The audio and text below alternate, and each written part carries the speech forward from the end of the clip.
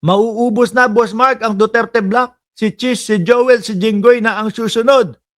Oho. Si Chis, si Joel, si Jinggoy. Tapos eto, Bato at si... Eto ha, baka isisin nyo na naman kay Pangulo, mga DDS, mga hinayo pa kayo. Baka sabihin nyo naman, inuubos ni Marcos yung mga Duterte Block. Oh, samantalang yung kay Bato at kay Bungo, 2017, 2019 pa lang, meron ng mga kaso yan. Baka sabihin nyo, si Bongbong Marcos ang may pakana niyan. Di ba, Eva Yu? Oh, ng Banbury, Western Australia. Isisisi niya naman yung mga yan. No? Tapos sasabihin na naman po, kinidnap. Natartado kayo. Kung ano-ano mga pinag-iisip ninyo. Kaya ayun no, mga kababayan, tingnan nyo nangyari. Kakasabi nila, kinidnap, ang dating Pangulo. Oh, ayun, hindi pinayagan yung interim release. Bakit? Kasi sa kanila pa lang po, hindi na nakikita yung pagrespeto sa ICC. Kapag pinayagan ng ICC na pakawalan, pansamantalang pakawalan yan, hindi na ibabalik yan. Kasi nga, ayan, hindi nila nirerespeto. Oh, kinidnap. Ayun, hindi pinayagan. Sino ba naman ang magpapakawala dyan? Di ang gagawin lang niya mga yan, pag-uwi, kung sa Pilipinas man, o kung saan man dadalhin, sasabihin niya, ay, hindi na po namin nirerespeto yan. No? Kinidnap nyo lang siya dati. Wala na. Sige, tuloy-tuloy lang kayo. Eto, kay Bato, kay maghanda kayo ng mga karton. Dalawang tao yung magiging karton na naman ho, mga kababayan. Di ba? Tuloy. Sabi ni Danilo Espejo, pakisundot, Boss Mark, kay George Garcia, yung kaso ni Marcoleta. Oo nga, George Garcia, naalala namin. No? Yung sa sose ni Marcoleta, ano na nangyari doon? Hindi nyo na pinansin, aba. Ang taong bayan, nag-aantay doon, ha? No? Yung pagsisinungaling ni Marcoleta doon sa kanyang sose, ha? Nanindigan din ang palasyo na hindi pagsuko sa soberanya ang pagtupad sa obligasyon ng bansa sa Interpol. Sino ba naman na nagsabi niyan? Mga DDS. Sinusuko na ang soberanya. Hindi! Isang tao lang. Si dating Pangulong Duterte lang yung isinuko dati. Tapos eto ngayon, susunod si Bato de la Rosa at si Bungo. Tatlo lang sila. Tapos yung iba pala, yung mga kapulisan. At alam naman natin, dati pa lang ho, mga boss Chipamo, sir, 2017, 2019 pa lang ho, mga kababayan, may kaso na. Kasi nung mga panahon, nung mga yon, mga bossing, ay wala. Di ba? Wala kang malalapitan. Hindi mo malalapitan ng gobyerno. Bakit mo malalapitan? Paano mo malalapitan kung sila mismo yung idinidemanda mo? Di po ba? Kaya kukutusan ko isang mga DDS, kukutusan ko kayo pagka sinabi niyo na naman, naku si Bongbong Marcos. Kasi inuubos niya yung mga senador na mga DDS. No? Hindi kayo makaintindi, mga bullshit kayo. Sa ngayon, wala pa namang warrant ay nilalabas ng ICC sa mga pinangalan ng Meron na yan! Naniniwala ako meron na yan. Sino dito ang naniniwala kay Ombudsman Boying Remulla, mga bossing? Taas ang kamay. Merong icon na kamay dyan, di ba? Kung di ako nagkakamali, subukan ko, ha? Yan, ganyan. Sino? Yan, di ba? Nag-comment ako. Taas ang kamay sa naniniwala kay Ombudsman Boying Remulla na itong mga ito, meron ng warrant of arrest. Yun mismo yung sinabi ni Ombudsman, Hindi niya naman isusugal yung kanyang pangalan dyan, no? Yung kanyang posisyon dyan na magchichismis-chismis lang. Meron na ho yan. Ang tingin ko ho dyan, mga kababayan, si Ma'am Neng Gigi, si Danilo Espejo, si Viola, Henry Victorio, lahat Tsaka hindi naman magtatago si Bato kung ano yan, kung wala yan. May mga intel din niyang mga yan. No? At alam nila na meron na talaga yan. Mga bossing. Ngayon mga kababayan, ang nakikita ko, Lowaton, ng Cereza Force, ang nakikita ko ho dyan, mga kababayan, alam nyo kung ano, pag biglang mga pumasok yan, no, sa Senado, lalo na si Bato, pag pumasok sa Senado yan, naku, biglang maa-activate na yung warrant of arrest ni Bato de la Rosa. Bagay, ang hirap po ng sitwasyon ng isang Bato de la Rosa. Ano po? Bakit? Pag hindi ka pumasok, dahil ang sabi-sabi, wala naman daw warrant of arrest, ethics complaint naman ang kaharapin mo. Kapag ka pumasok ka naman, baka biglain gulating ka naman. Biglang mag-formation, palibutan yung Senado ng mga kapulisan. Hindi ka na makaalis. Rekta ka na, diretso na, patungo ng ICC. Diba, sabi ni Ma'am Neng Gigi, may tiwala ako kay Ombudsman Boying Remulla. Tsaka ako maniwala kayo. Etong magkapatid na to, si Ombudsman Boying Remulla at si Secretary John Vic Remulla. No? Maniwala kayo. Tingin ko pinaglalaroan ng dalawa. Sorry po ako po ay humahanga sa inyong dalawa, Ombudsman Boying at Secretary John Vic Remulla. Pero ang basa ko lang po talaga, tinatakot nyo si Bato de la Rosa. Biruin mo, yung John Vic Remulla. Ang sinasabi, wala pa pong nakakarating sa amin. Hindi po namin alam kung anong warrant of arrest yan. Si Ombudsman Boying naman, may warrant of arrest. Kulang pa lang o hindi pa lang enough yung mga tatak or whatever kung ano yung kulang doon. Di ba?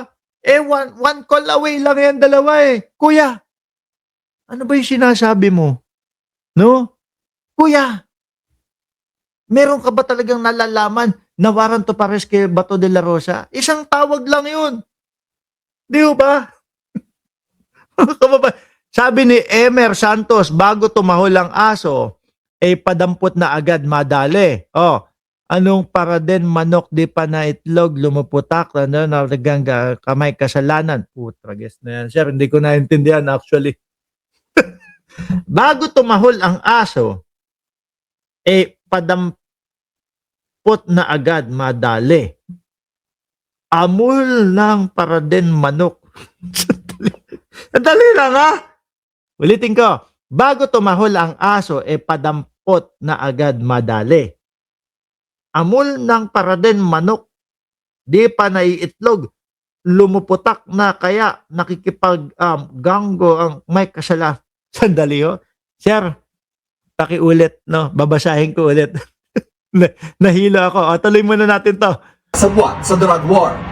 Bagamat umuong na yan laban kay Senador Bato de la Rosa, kaya Nobyembre pa siya hindi nagpakita sa Senado o sa publiko. Sayang ang pera ng taong bayan, Sayang ang pera ng taong bayan. Biruin mo, kinakaltasan kayo, Kinakaltasan tayong lahat. Kinsenas, katapusan, mga sweldo ninyo, may tax yan. Bibili kayo sa suking tindahan nyo, sa mga grocery, sa mga palengke, wet or dry market, may mga nakapatong na tax yan.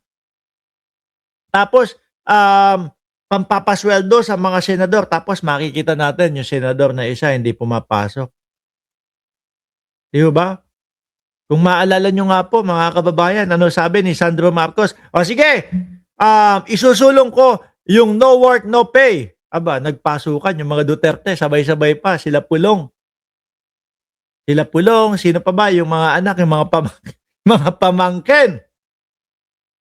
Sandro Marcos lang pala katapat mo. Pulong. Di ba? Tapos gusto pa ng vice-presidente maging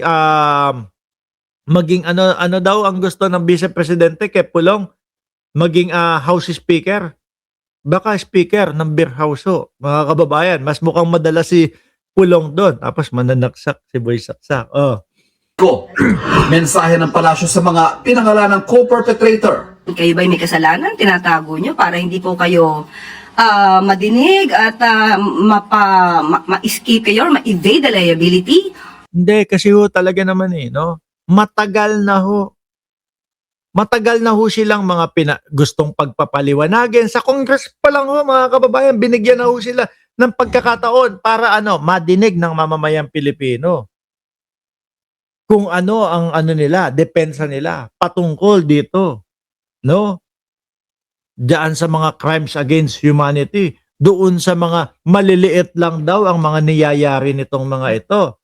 Di ba, iniimbitahan sila sa Congress, ano ginawa nila? Wala. Ayaw nilang pumunta.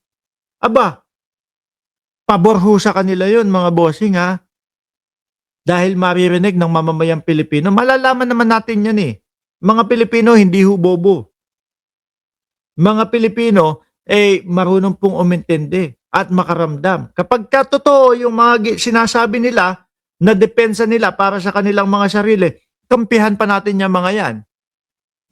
Di po ba? Pero wala, pinalagpas nila yung mga pagkakataon. Baka po pati ICC pag narinig sila nung panahon sa Kongreso, pinapatawag sila Siyempre, manonood ho yun. O eto yung mga minamatyagan at yung mga inaalam natin kung kasabwat ni Duterte. Ngayon, magpapaliwanag sila. Ay, narinig ko si Bongo, narinig ko si Bato de la Rosa. Hindi naman pala talaga sila kasabwat. Ngayon, baka pati ang ICC, hindi, wag na natin patawag yan. Wag nang pa-aresto yan, wag nang pa-warrant of arrest. Ngayon, dahil po ang ginagawa nila, puro iwas, hindi mga marunong mga magpaliwanag, makakapal ang mukha, sasabihin pa, etong si Saldico, dapat humaharap daw. Dapat humaharap si Saldico. Sa kanya, hindi siya nagtatago. Ayun, ang ginawa ni Bato, nagtago naman din. Di ba? Kasalanan din ho nila yan. Hinayaan nila na hindi sila marinig ng mamamayang Pilipino. Kung narinig kayo at naramdaman namin na dapat kayo ipagtanggol, baka majority ng Pilipino hindi papayag na makuha o maaresto o maserban kayo ng warrant of arrest. Di ho ba? Wala. Mga iwas ng iwas. Hindi siguro nila kaya ipagtanggol yung kanilang mga sarili. Of what you had done? So, hindi po kinakailangan magtago kung alam po nila na sila'y walang kasalanan, humarap sila at maging matapang sa mga maaaring proseso. Sabi naman ng palasyo sa mga Buti pa si Bong Revilla, hanggang ngayon pa naman hindi naman guilty si Bong Revilla. Lilitisin pa din Pero, humarap. Hindi nagtago. Hinarap niya. Di ba? Ito mga ito, chismax pa lang. Kinakabahan na. Sabi ni Sir Henry Victorio, good morning, Boss Mark. Pabati naman sa aking may bahay na si Telma Victorio ng happy birthday sa Sunday, Pebrero 22. 22, no? Dalawang madreng nakaluhod. Happy birthday daw po from Henry Victorio. No, mahal na mahal po kayo niya ni Sir Henry Victorio, Ma'am Telma Victorio. Tuloy. taga-suporta ng mga pinangalanang co-perpetrator. Hindi kailangan magkagulo sakaling maglabas nga ng warrant ng ICC na legal umano at bahagi ng paggulong ng hustisya. Hindi ba mas maganda kung korte na hindi naiimpluwensyahan? Totoo. Tama kayo, Attorney Claire. Totoo sa Pilipinas, dapat nyo mas pabor sa inyo yan Bakit? Kasi sasabihin nyo na naman, iisipin nyo na naman. Ayan, pabor yung korte or whatever sa Pilipinas kasi dinidiktehan ni Pangulong Bongbong Marcos. At least, totoo yun, sinasabi ni Attorney Claire. ICC, hindi mo madidiktahan. Malaki ang tsansa nila Bato de la Rosa. Kung mailulusot nila yun. Pero sa nakikita ko sa estilo ni Koopman, yung tipo bang ang style niya puro paatras-atras lang. Yung tipo bang para hindi tumuloy-tuloy doon sa mga hearing-hearing. Pasensya na ang tingin ko dyan is hindi nyo kayang idepensa ang inyong kliyente. Kasi kung ako ang abogado at alam ko nayakang-yaka at kaya kong idepensa ang aking kliyente, hindi ako gagawa ng mga alibay-alibay na ganyan. Di ba? Jolly request to. Ang gagawin ko, umpisahan na natin to nang maipagtanggol ko na ang aking kliyente at nang makalabas na sa lalong madaling panahon ang aking kliyente. Di ba, Sir Almond Lee? Kaso yung kanila puro paatras, mga kababayan, halata na mga natatakot at hindi kaya na ipagtanggol. Ang dating Pangulo, paano na mga boss? Tama naman yung sinasabi ni Atty. Claire Castro. Hindi masasabing namumulitika. Correct. Ang siyang didinig, walang masasabi ang Pilipino. Dahil neutral yun. Hindi po maaaring impluwensyahan. Sa ICC, hindi pwede yung ganito, ganyan. Hindi pwede yung artihan na ganito, ganyan. Sa ICC, rektahan ho.